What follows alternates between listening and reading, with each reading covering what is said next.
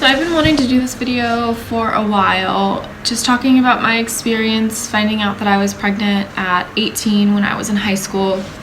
It was a really hard time for me, and I do feel like this could be helpful for anyone who is also experiencing that, or anyone who just got pregnant really young and is feeling really down and just doesn't see the way out, because it can be really hard to be a young single mom or dad or just parent in general. Getting pregnant young is never something that anyone expects, and it can totally throw you in all different directions. This is my experience, and hopefully it gives you a little bit of light so that you can see that you can come out of it and everything will end up okay. I was dating my son's father when I was in high school. We met, I was a senior, and oh, here's my kitty. I was a senior and he had already graduated, and we met at Hollister, and I was just like drawn to him. He had really good charisma, super attractive, and we just had a lot of fun together.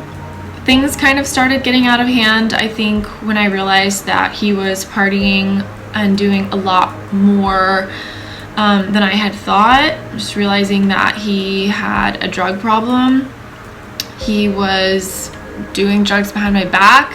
Like, I'd think that we were at a party and just drinking and hanging out, and I would find out that he was doing like lines of coke in the bathroom. I'm really gonna get into detail about our relationship because it really spiraled downward, and I don't think that it's appropriate to really talk about in this video. So basically, we had a really bad relationship, and we had broken up on and off quite a few times. So it was my senior prom, and we had gotten back together.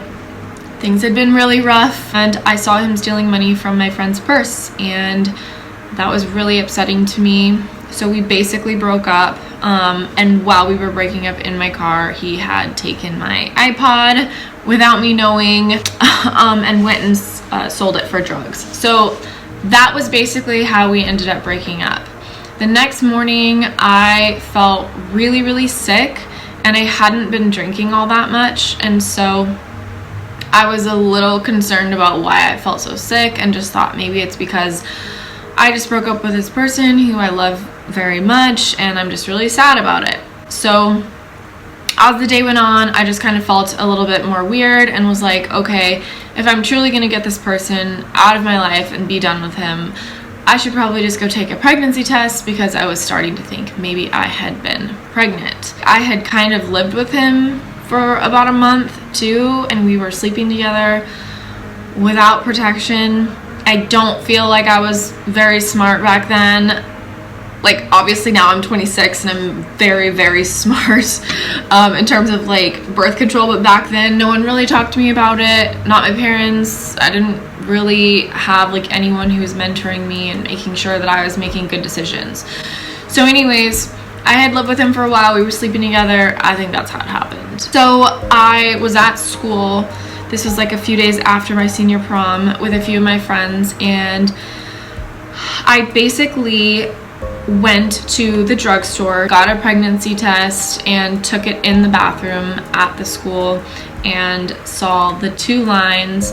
At the time, I had no idea. I was like, what the hell does this mean? Like, what are 2 lines? After carefully reading the back, I realized that that meant that I was pregnant and my life was going to forever change from there on forward. I just remember like falling down, basically like coming down to my knees and crying in the stall. It was a really tough moment. You know, when you have those like really tough moments, you can remember the details so clear. That was one of those moments that I will never forget. So I had to go to my 6th period, and after that, and just act normal, because I didn't want to tell any of my friends that I was pregnant. I was worried that I was going to get bullied, that people were going to call me names, and high school is really hard. It's a really scary time for a lot of us. I think a lot of us got bullied and just didn't really know where we fit in, and so I just didn't feel like I could trust anyone to tell anyone. So I basically went the rest of my senior year without really telling anyone that I was pregnant, and it was one of the most difficult times of my life. I was exhausted. I was so tired every day. I remember sitting in my classes and just wanting to put my head down because I just felt so isolated. Like, all of my friends' problems I just couldn't relate to.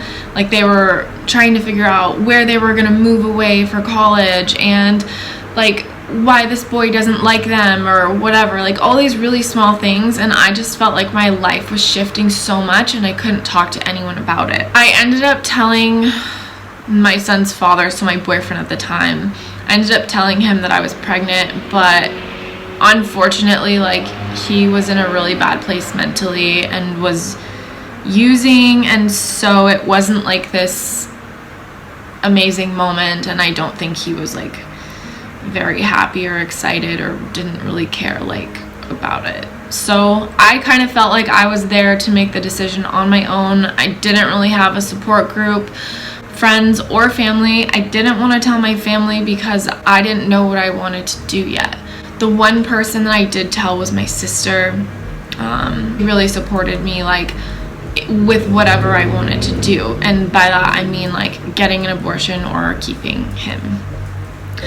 I remember going to the library a lot and just sitting in my high school library and looking up stories of people who decided that they were going to get an abortion. And I know this is a really controversial topic, so I'm not really going to tell anyone to do anything, but this is just how I felt and what I did, based on how I was feeling and just like my values and what I wanted for my life. But I looked at a lot of stories of women who basically talked about how, like, they were really sad about the abortion that they had gotten or that they had regretted it. And in that moment, I realized the only decision I wasn't going to regret was keeping my son, and that if I didn't keep him, I might regret it, and I might look back in like 10 years of my life and feel like I made a huge mistake. So I did end up deciding to keep my son. I actually went to the abortion clinic. I had the appointment scheduled. I had the money. I had everything ready to go. I drove all the way there with my ex-boyfriend who had gotten me pregnant. He had driven me there, and it was like the car ride to hell, basically. It was horrible. But we got there, and this crazy thing happened right before the appointment. My ex-boyfriend's keys got stuck in his car, which was where my wallet was, and so like we literally basically couldn't even go into the appointment. And I had already been so sad and like really wondering, like, why the hell am I here? Like, am I gonna regret this? And we literally had to get like a tow truck to open up the car, and finally we were able to get in just a couple minutes before the appointment. And I remember my ex-boyfriend like ran in to see if we could still go in to get the abortion, but I had already made up my mind. In my head I was just like, if there's a sign, this is the biggest sign.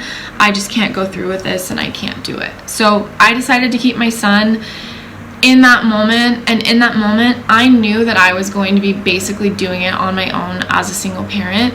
And I knew that because I just knew that my ex-boyfriend wasn't going to show up. I just knew he wasn't. He was really struggling with drugs, and I just knew he wasn't ready or even capable of being a parent. I mean, I wasn't ready, but I just knew that I was capable of doing it if I wanted to, and I knew that he wasn't mentally capable of doing it. So we drove home that day, and he was trying to act excited, even though I could tell that it was really stressful. It was stressful for both of us, and we were both like, oh, we're gonna be parents, but I knew it was gonna be just me doing it on my own. I basically have raised my son on my own for, I mean, he's 7, he's gonna be 8 in December, and I am so glad that I made that decision to keep him, because he is like the biggest light in my life. And I was able to go to college. I was able to get my bachelor's degree, my master's degree. I moved to Long Beach, I moved to San Diego. I did all of that, you know, without my parents paying for college, and I was working the whole time. So like, I just want anyone to know that like, if you're in that position, you can totally still have all the things that you wanted to. I was terrified when I found out that I was pregnant that I wouldn't be able to have all the things that I had dreamt of having. I wanted to be able to travel. I wanted to be able to move out of the small city that I lived in. My dream ever since I was young was to go to college. I never ever thought that I wouldn't go to college. Like, I just always knew that that was something I was going to do. But then when I got pregnant, I genuinely felt like, oh my God, how am I gonna do all of this? I ended up just going to a community college, and I lived with my mom for the first year and a half of my son being alive, after he was born. And having my mom was so much help and support. My sister helped too, so like having my family, they basically like watched him during my classes, because a lot of colleges actually have daycare centers for kids, and especially if you're like a single mom or a single parent, like, or a single dad, you probably would qualify to get some sort of scholarship to have your kid go there. But a lot of those daycares won't take them until they're at least 1. So my mom and my sister watched my son a lot when I went to classes. And honestly, like, I relied on welfare. For the first like year and a half of his life, I had food stamps and cash aid in and out of Adrian's life until he was about like 5. And now I'm at a place where I've graduated, like I have a job, I make my own money, I don't need any help or anything like that. So point is, like, don't feel shame about using those like services and using the support that's given to you. If you're really going to use it and really better yourself, like, that's what it's there for. And really seriously, like, use your support. Like, if you have family, like, that's honestly the best thing for being a single parent, especially when you're really, really young. I feel like there's so much that I could talk about and go into. So let me know if there's something that I didn't cover or didn't talk about. I know there's a lot of like really specific stuff that could be helpful for single moms, like just talking about how the heck I got through college, or maybe finding resources to help you financially, or like different ways that you can make money as a single parent, because I know it's really hard to work and go to school and all of that. So anyways, if you have any suggestions or recommendations for other videos or things that you'd like to hear, leave it in the comments below. And I hope that you enjoyed hearing my story, and if it touched you in any way, that makes me feel really, really good. Just know that you can get through anything, and things do seem really, really hard in the beginning, but I promise that you can come up from it.